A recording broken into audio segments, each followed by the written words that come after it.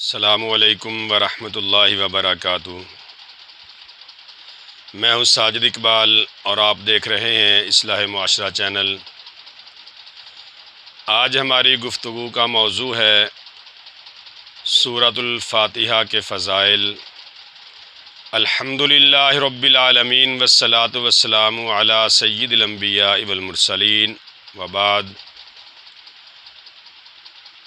حضرات گرامی، ہر قسم کی حمد و ثنا خالق ارض و سما کے لیے،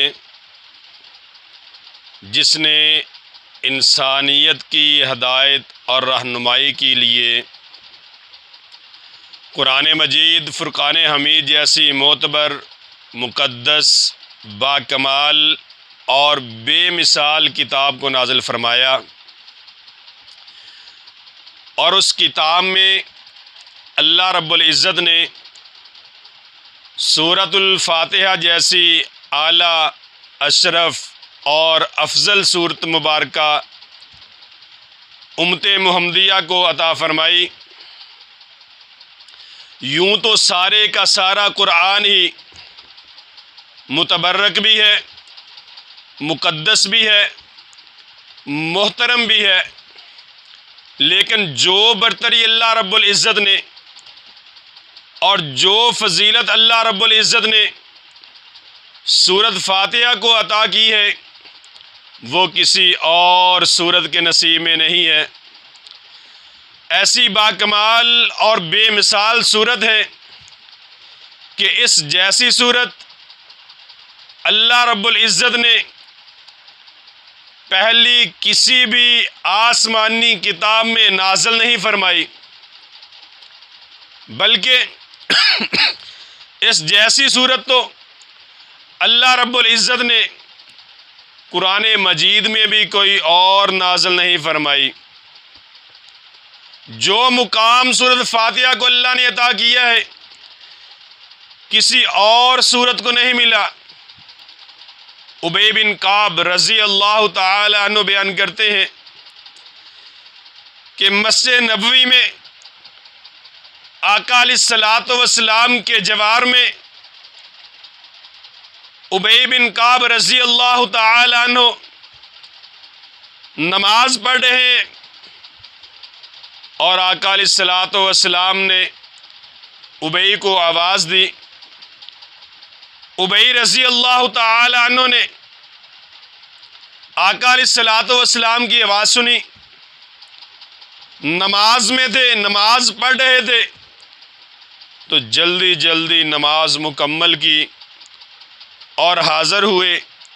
آقا علیہ الصلوۃ والسلام کی بارگاہ میں حاضر ہو کر ادب کے ساتھ سلام عرض کیا، تو آقا علیہ الصلوۃ والسلام نے سلام کا جواب دیا اور پوچھا، ما منعک یا ابی ان تجیبنی اذ دعوتک؟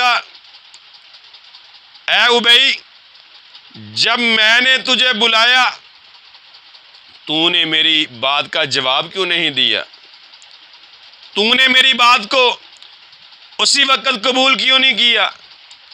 تو ابی بن کعب رضی اللہ تعالیٰ عنہ کہنے، اللہ کے پیارے محبوب پیغمبر، انی کنت فی الصلاۃ، میں نماز میں تھا، نماز پڑھ رہا تھا، میں نے جلدی جلدی نماز کو مکمل کیا اور آپ کی بارگاہ میں حاضر ہو گیا۔ تو پیارے محبوب پیغمبر صلی اللہ علیہ وسلم نے فرمایا کہ اے ابی، کیا تمہیں اس بات کا علم نہیں ہے کہ اللہ رب العزت نے قرآن مجید میں بیان فرمایا ہے کہ یا ایھا الذین آمنوا استجیبوا للہ وللرسول اذا دعاکم۔ اللہ نے ایمان والوں کو مخاطب کر کے فرمایا کہ جب اللہ اور اس کا رسول تمہیں پکارے، آواز دے، اسی وقت حاضر ہو جاؤ۔ کیا اس بات کا تمہیں علم نہیں ہے؟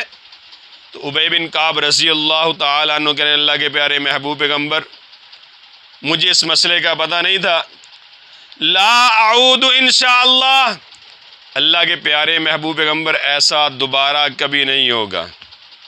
تو پیارے پیغمبر صلی اللہ علیہ وسلم نے فرمایا، اے ابی بن کعب، اتحب ان اعلمک سورۃ لم ينزل فی التوراۃ ولا فی الانجیل ولا فی الزبور، اے ابی بن کعب کیا تمہیں میں ایسی صورت نہ سکھاؤں کہ اس جیسی صورت نہ تورات میں ہے، نہ انجیل میں ہے، نہ زبور میں ہے، اور آقا علیہ الصلوۃ والسلام نے تو یہاں تک فرمایا ولا فی القرآن مثلہا، نہ ہی اس جیسی صورت کوئی اور قرآن میں ہے۔ ایسی پیاری صورت، اتنی فضیلت والی صورت، آقا علیہ الصلوۃ والسلام نے فرمایا کہ قرآن میں بھی اس جیسی کوئی اور صورت نہیں ہے۔ تو ابی بن کعب رضی اللہ تعالیٰ عنہ کہنے اللہ کے پیارے محبوب پیغمبر ضرور مجھے ایسی صورت سکھلائیے، ایسی صورت بتائیے جو اتنی فضیلت والی صورت ہے۔ تو آقا علیہ الصلوۃ والسلام نے پوچھا اے ابی نماز میں کون سی صورت پڑھتے ہو؟ کہ اللہ کے پیارے محبوب پیغمبر نماز میں تو سورۃ الفاتحہ پڑھتے ہیں۔ تو پیارے پیغمبر صلی اللہ علیہ وسلم نے قسم اٹھائی، کہا والذی نفسی بیدہ ما انزلت فی التوراۃ ولا فی الانجیل ولا فی الزبور ولا فی القرآن مثلہا انہا سبع من المثانی والقرآن العظیم الذی اوتیتہ۔ اے ابی بن کعب مجھے قسم ہے اس ذات کی جس کے ہاتھ میں میری جان ہے، اللہ نے اس جیسی صورت نہ تورات میں نازل کی، نہ انجیل میں نازل کی، نہ زبور میں نازل کی، اور اللہ رب العزت نے اس جیسی کوئی اور صورت نہ ہی قرآن میں کوئی اور صورت نازل کی۔ فرمایا یہ صورت ہے سبع من المثانی، وہ 7 آیات والی صورت جو بار بار پڑھی جاتی ہے، اور آقا علیہ الصلوۃ والسلام نے فرمایا یہ قرآن کی عظیم صورت ہے جو اللہ نے مجھے عطا کی ہے۔ ایسی عظمت والی صورت، اتنی پیاری صورت، آقا علیہ الصلوۃ والسلام نے فرمایا کہ مجھے 4 چیزیں ایسی ہیں جو اللہ نے اپنے عرش کے نیچے سے خزانے سے عطا کی ہیں، عرش کے نیچے خزانے سے عطا کی ہے۔ پیارے محبوب پیغمبر نے فرمایا ان میں سے پہلی چیز ہے آیت الکرسی۔ آیت الکرسی ایسی عظیم آیت ہے کہ پیارے محبوب پیغمبر نے فرمایا من قرأ آیت الکرسی فی دبر کل صلاۃ لم یمنعہ فی دخول الجنہ الا الموت، کہ جو مسلمان مومن بندہ ہر فرض نماز کے بعد آیت الکرسی پڑھتا ہے، آقا علیہ الصلوۃ والسلام نے فرمایا اسے جنت میں داخل ہونے سے کوئی چیز نہیں روک سکتی سوائے اس کے موت کے۔ موت نے اسے روکا ہوا ہے جنت میں جانے سے، جیسے ہی اسے موت آئے گی وہ بندہ جنتی ہے۔ دوسری چیز پیارے محبوب پیغمبر صلی اللہ علیہ وسلم نے فرمایا وہ ہے سورۃ البقرہ کی آخری 2 آیات، یہ اللہ نے اپنے عرش کے نیچے سے خزانے سے عطا کی ہیں۔ اور تیسری چیز ہے سورۃ الکوثر، یہ اللہ نے اپنے عرش کے خزانوں میں سے عطا کی ہے۔ اور چوتھی چیز آقا علیہ الصلوۃ والسلام نے فرمایا سورۃ الفاتحہ ہے۔ سورۃ الفاتحہ بڑی عظمت والی صورت ہے، بڑی عظیم صورت ہے، اور اس صورت کا نام شفا بھی ہے۔ مشہور واقعہ ہے کہ صحابہ اکرام میں ابو سعید خدری رضی اللہ تعالیٰ عنہ، ان کو آقا علیہ الصلوۃ والسلام نے ایک لشکر دے کر بھیجا، لشکر لے کر جا رہے ہیں، 30 افراد پر مشتمل یہ لشکر ہے، لشکر لے کر جا رہے ہیں۔ رات آ گئی، رات ایک جگہ پر گزارنے کا، پڑاؤ کرنے کا ارادہ کیا، بستی قریب تھی، بستی والوں کے پاس گئے، ان کو جا کر بتایا ہم مسافر ہیں، رات بسر کرنا چاہتے ہیں، صبح ہم اپنے سفر پہ چلے جائیں گے۔ وہ کہنے لگے ہمارا فیصلہ ہے ہم نے کسی مسافر کو اپنی بستی میں نہیں ٹھہرانا، کسی کی مہمان نوازی نہیں کرنی۔ تو ابو سعید خدری رضی اللہ تعالی عنہ اپنے صحابہ کو لے کر بستی سے باہر پڑاؤ کر لیا، وہاں ٹھہرے۔ رات کا وقت ہوا، اس بستی والوں کے سردار کو بچھو نے ڈس لیا۔ احباب گرامی، یہاں میں ایک اہم نقطہ بیان کرنا چاہتا ہوں کہ جو بھی اس کائنات کے اندر صحابہ کا احترام نہیں کرتا اللہ اسے دنیا میں بھی سزا دے دیتے ہیں۔ اس بستی والوں نے صحابہ کا احترام نہیں کیا، تو رات کا وقت ہے، سردار کو بچھو نے ڈس لیا، اللہ نے اسی وقت سزا دے دی اور وہ تڑپ رہا ہے۔ انہوں نے اپنے حکاماء کو بلایا، اپنے طبیبوں کو بلایا، دم درود کرنے والوں کو بلایا، ہر ایک نے اپنا زور لگایا، لیکن کچھ آرام نہ آیا، کچھ کی درد تکلیف میں کوئی فرق نہ پڑا۔ پھر کہنے والوں نے کہا وہ رات جو مسافر آئے تھے ان سے پوچھو، شاید ان میں کوئی ایسا بندہ ہو جو دم کر لے۔ گئے صحابہ کے پاس، جا کر پوچھا حل فیکم من یرقی من العقرب، کیا تم میں کوئی ایسا بندہ ہے جو بچھو کے ڈسے ہوئے کا دم کر لے؟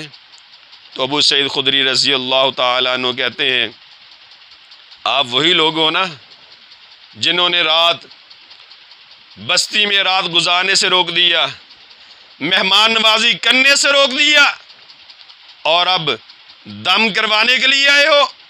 کہنے لگے ہم ایسے دم نہیں کروائیں گے۔ آپ کتنے افراد ہو؟ 30 افراد ہیں، کہ 30 بکریاں دیں گے، دم کرو 30 بکریاں دیں گے۔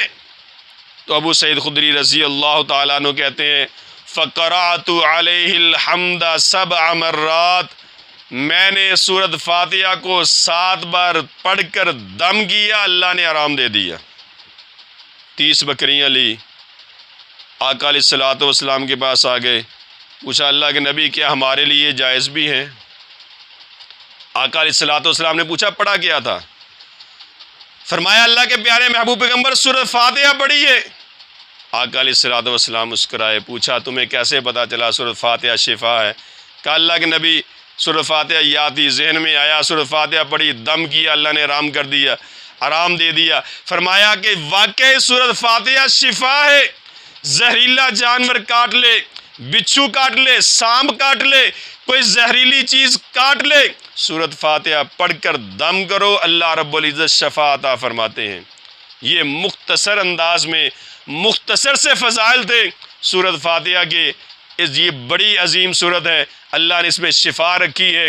جب بھی کوئی تکلیف ہو، کوئی بیماری ہو، سورۃ فاتحہ پڑھ کے دم کریں، اللہ رب العزت شفا عطا فرماتے ہیں۔ بچوں کو سورۃ فاتحہ پڑھ کے دم کریں، اللہ رب العزت شفا عطا فرماتے ہیں۔ اللہ رب العزت عمل کی توفیق عطا فرمائے۔ وآخر دعوایا ان الحمد للہ رب العالمین۔